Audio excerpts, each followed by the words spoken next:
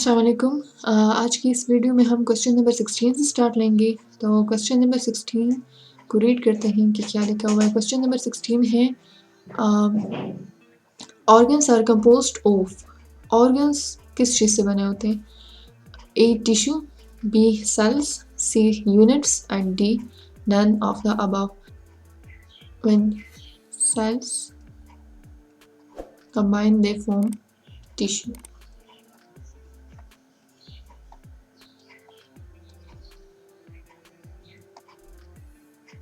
Okay, when tissues combine, they form organ, and when organs combine, they form organ system, and when many systems combine, they form organism.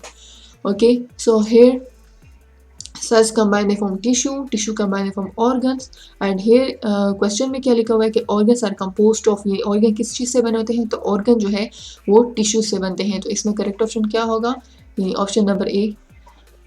अच्छा, question number 17 है the properties of chemical elements differ from one another in option A non-living word, option B living word, option C both A and B and option D none of the above। तो chemical elements की properties जो है वो किस चीज़ में different होती हैं, मतलब नॉन लिविंग वर्ड में या लिविंग वर्ड में। तो अगर हम बात करें लिविंग वर्ड में तो केमिकल एलिमेंट्स जो है carbon, hydrogen, oxygen for example.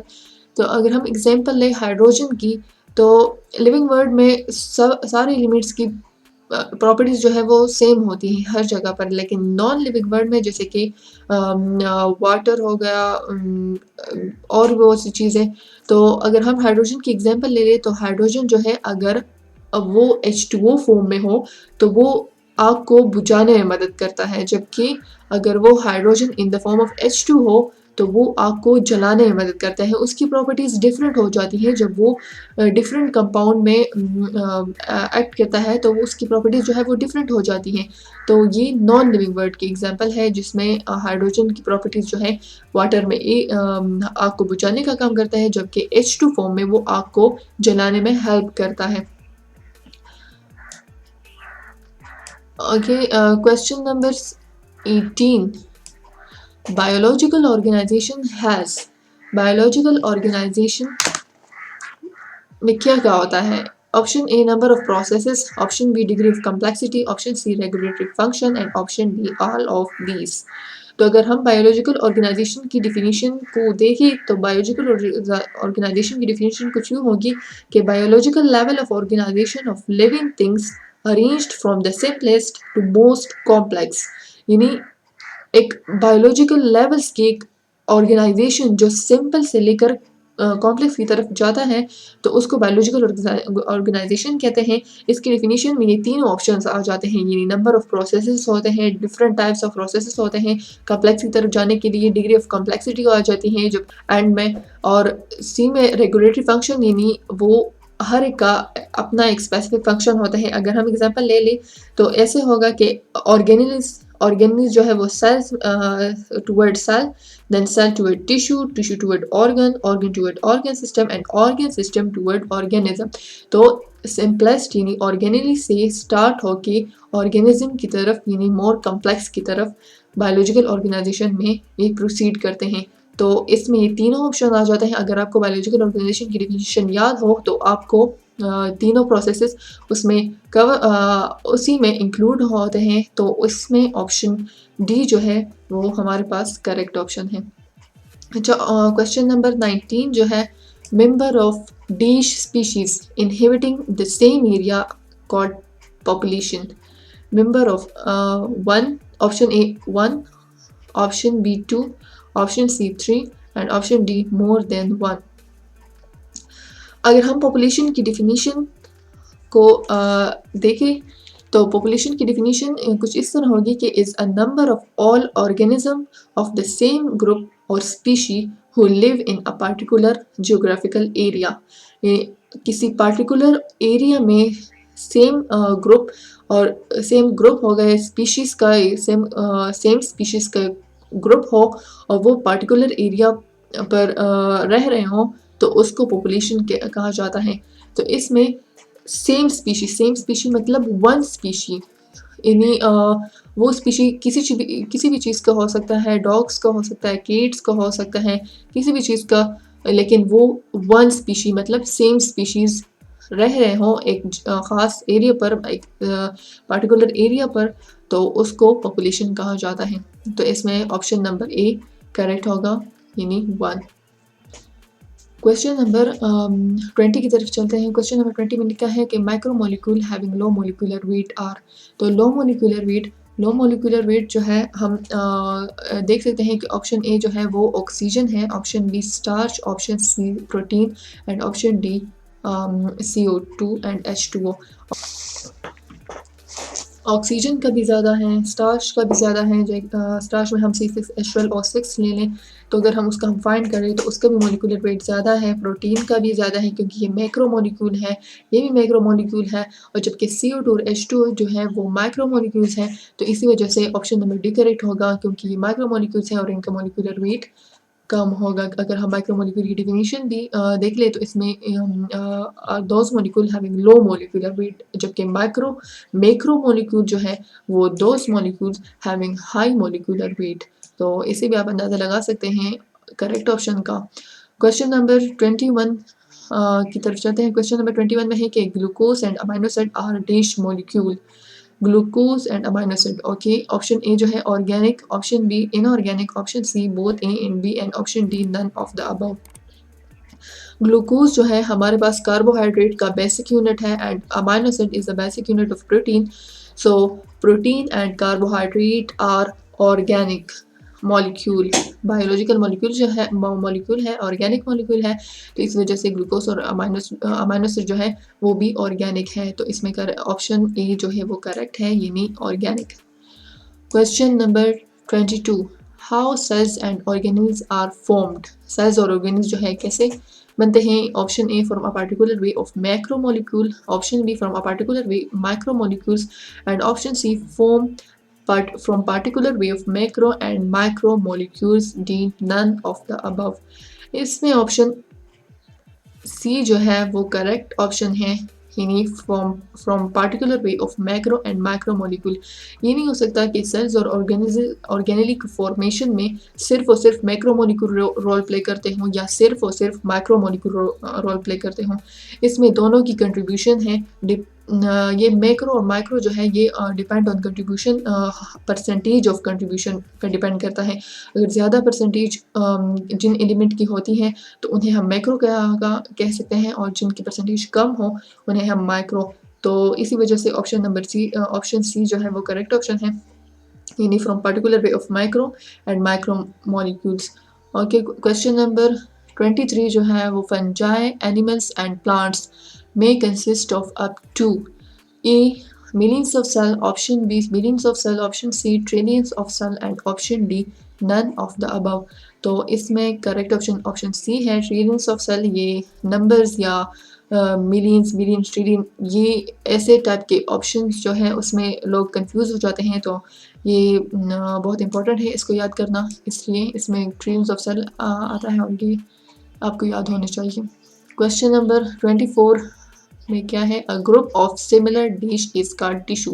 जैसे मैंने पहले MCQ में मैंने आपको बताया था कि cells combine they form tissue, tissue combine they form organ, organ combine they form organ system and organ system combine they form organism.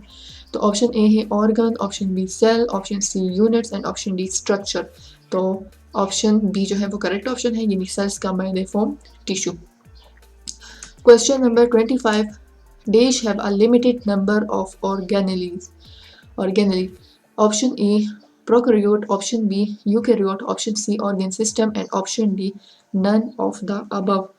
अच्छा, क्वेश्चन में है कि लिमिटेड नंबर ऑफ ऑर्गेनेली। अगर हम प्रोकैरियोट के स्ट्रक्चर, प्रोकैरियोट को देखें, prokaryote में बैक्टीरिया और साइनोबैक्टीरिया को देखें, बैक्टीरिया में लेक मेम्ब्रेन बाउंडेड ऑर्गेनेलीज और सिर्फ डीएनए होता है। डीएनए जो है वो डिस्पर्स्ड इन द साइटोप्लाज्म, उसमें इतनी लिमिटेड नंबर ऑफ ऑर्गेनेल्स होते हैं। जबकि यूकैरियोट में अ लॉट ऑफ ऑर्गेनेलीज, जिसमें न्यूक्लियस होता है, माइटोकॉन्ड्रिया और लाइसोसोम, न्यूक्लियोलस, क्लोरोप्लास्ट, साइटोस्केलेटन और भी बहुत से ऑर्गेनेल्स होते हैं। तो इसमें limited number of organelles eukaryotes में नहीं होते, जबकि प्रोकैरियोट्स में लिमिटेड नंबर ऑफ ऑर्गेनेल्स होते हैं। तो इस वजह से ऑप्शन करेक्ट ऑप्शन जो है वो प्रोकैरियोट यानी ऑप्शन ई। अच्छा, question number 26, in animals coordination is achieved by the means of. Option A respiratory system, option B जो है circulatory system, option C digestive system and option D nervous system. Animals में coordination की बात कर रहे हैं तो रेस्पिरेटरी सिस्टम तो नहीं होगा, क्योंकि मैं सिर्फ और सिर्फ एक स्पेसिफिक फंक्शन के साथ लिंक होता है और यानी सांस लेने के अमल के साथ। सर्कुलेटरी सिस्टम भी नहीं होगा, क्योंकि इसमें से सिर्फ ब्लड और वो फ्लो करता है, जो फूड होता है या हार्मोन्स होते हैं वो एक जगह से दूसरी जगह के ट्रांसफ़र का काम करता है। डाइजेस्टिव सिस्टम भी नहीं है, वो भी सिर्फ डाइजेस्टिव पार्ट्स यानी एक स्पेसिफिक पार्ट्स के साथ लिंक होता है। जबकि नर्वस सिस्टम जो है इसमें ये all over the body as a coordination काम करता है। नर्वस सिस्टम में हमारे पास पीएनएस और सीएनएस आ जाते हैं। सीएनएस मतलब CNS means central nervous system and PNS peripheral nervous system. तो इसमें all over the body include होती हैं, जो बॉडी में एज अ कोऑर्डिनेटिंग सेंटर का काम करता है। तो नर्वस सिस्टम जो है इसमें करेक्ट ऑप्शन है यानी option number D. Question number 27, long term regulations of activities is brought in plants by. Option A hormones, option B minerals, option C salt and option D organs. Hormones जो है, hormones की अगर definition आपको याद हो, hormones are the chemical messengers that are secreted directly in blood, which carry them to organ tissue of the body to exert their function.